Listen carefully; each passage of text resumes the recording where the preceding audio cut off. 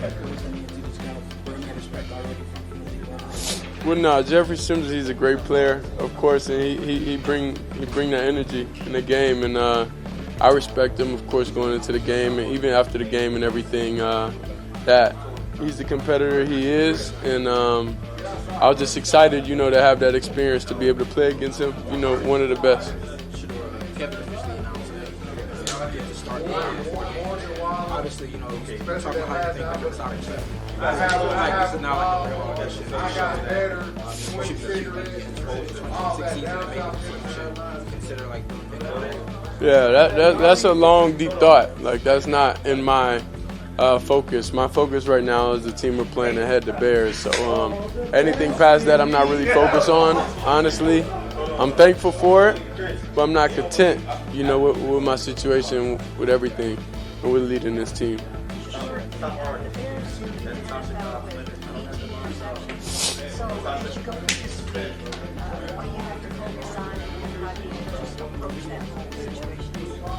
I think when you're approaching any week, I don't think the intent is to ever throw an interception. So I don't think that statistic, lets you know that they're good. They're a good team, but I think when you approach each and every week, I think that defenders are capable of catching an interception.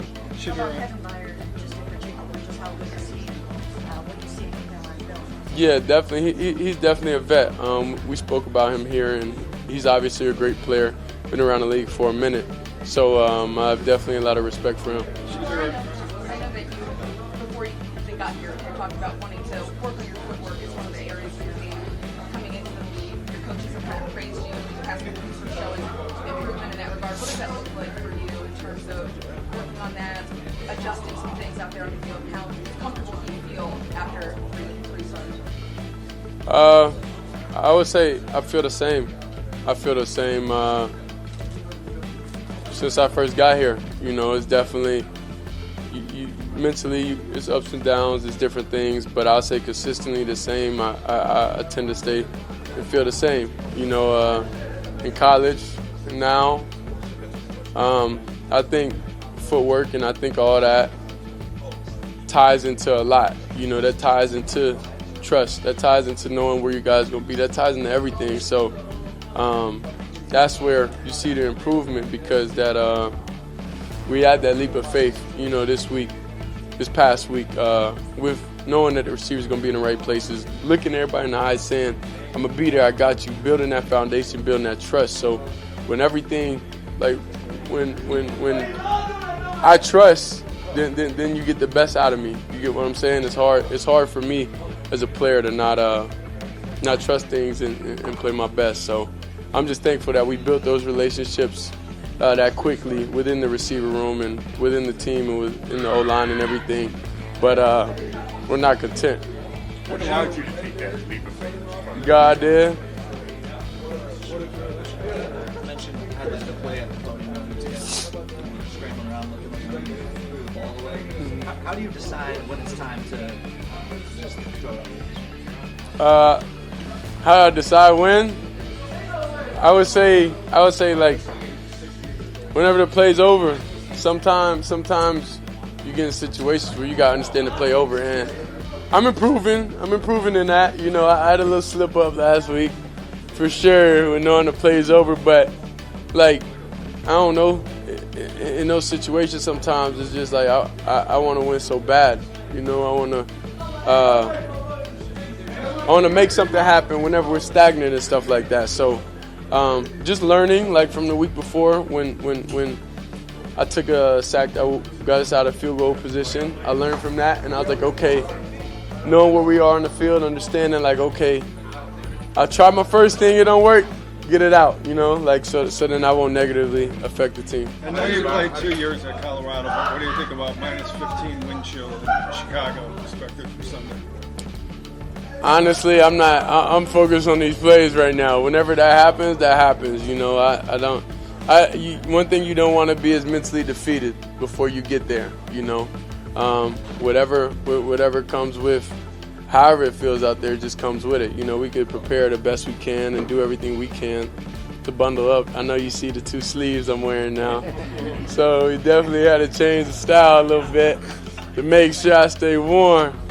Because of your playmaking ability, especially on the platform, how hard has it been for you to, what you mentioned before, kind of break those habits and like survive for the next day? Not hard. Not hard. It just took took a little explaining. That's it.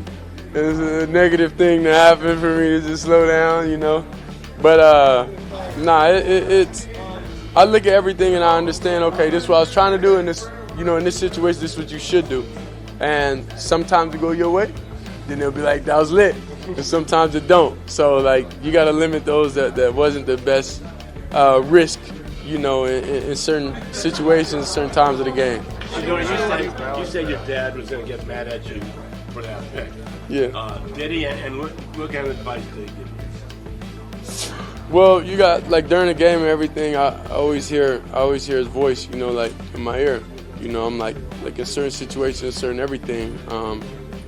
Like in a lot of situations, and I know his expectation for me. His expectation for me is the highest than anybody is. You know, so that's where playing for him my whole life made it easier to come and play anywhere else, because his expectation, what he has done for himself, even being a player where he understands quarterbacks and everything.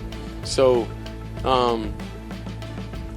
yeah, he definitely, you know, it's hard, and definitely hard on me. Definitely tell me, you know, get completions. Definitely tell me things like a recap of things, you know, that I need to do better. Shedeur, the touchdown ran in towards the end there when the guy rips your sleeve. I guess, like, what's going through your mind in that moment? How do you manage to stay up and everything? I would say went through the reads. It wasn't there. And just try to make something happen. You know, when we get in the red zone, when we get in that score zone, it's a different mental shape you in. You know what I'm saying? Like, you trying to do everything, because the absolute worst thing, you know, for us that could happen is to kick a field goal. For the best thing for us is to score every time. So when we get in that red zone, it's definitely something we want to be able to put up points on the board and help our defense and help Miles get that sack record. We're going to take a couple more. We saw you have a little bit of banter with Shedeur Sanders after your touchdown. How much do you thrive off that stage during the game, that gamesmanship of just like going after? Nah, like, you gotta understand, that's my character. I'm not one to do that off rip. Like, I don't do that. I'm not a person that ever try to put someone down, try to ever like stunt flex on somebody, because like it's no purpose. It don't really help anything. But I only do that when it was like initiated. You get what I'm saying? And he's supposed to do that. You know, like he's supposed to do that. You know, to the crowd, everything before we even scored and everything. So it's just fun. You know, it's just fun. I don't take anything personal. I know they don't, because it's a heat of battle and it's a respect thing on both sides. So that's just in the game. I don't really look too deep in it. But if I'm initiated to do it, then it kind of like, you leave me no choice. We're going to have Tony, Scott, and Mary Kay, and then we done. With all your past receivers, you seem to have connected with Shannon the most. Why is that? He's just in the read. He's open. I don't think. I think you got to know everybody's skill set and know what they do well, and part of that is still positioning and having everybody fit your eye. Like, it's a cut pass to Harold. I was a little late on. He still caught it. He was still able to make a play, and as time goes on, we'll be able to build that trust, build that chemistry. We'll be able to play at the same speed, to play like with all the guys. So it's kind of like matchups, reads, what the defense is doing. Like, that's who I tend to want to throw the ball to. Whoever the defense isn't really covering like that, it's not really this is my favorite guy, let me just throw it to him. Hey, I saw the video you talking to Cam Ward after the game, and he said something about what you're doing in the offseason. He said that's not your focus right now. Is that because your focus is these Final Four games, and how important then to you are these Final Four games? Motherfucker, this is my life here, you know. So we on two different spectrums right now, you know. I got to focus on playing my best and being the best player I can for the team, and obviously the situations are different. So I know he puts his all into these games and these Final Four games, but it's just a little bit different, you know, because you don't know what could happen, you know. So I just go here, enjoy my day, you know, work hard, do everything I can, and if I'm here, I'm here. If I'm not, I'm not. Like, it's nothing in my control, so I try to control what I can control. That's going out there, making the right reads, going out there, doing the right things, being the person I am. And things will fall how they're supposed to. Yeah. First part of the question is just how, I'm sure how you want to about that, how much help was he to you, and then how much chemistry do you already have with Luke? You guys have worked together. Yeah, Luke definitely a hungry dog, so we gotta get that back connection going. But Ethan, definitely it definitely hurt that he was out. Because the responsibility he took, you know, in helping everybody whenever I was able to come in and have that different level of comfort, you know. So I truthfully hope I could play with him next year. And think safety. Think Grainger. For trusted products to lock, anchor, contain, and protect. Grainger. Call, click, or just stop by. Definitely ready to step up and do what he got to do, you know. So I'm thankful that we do have that hungry dog.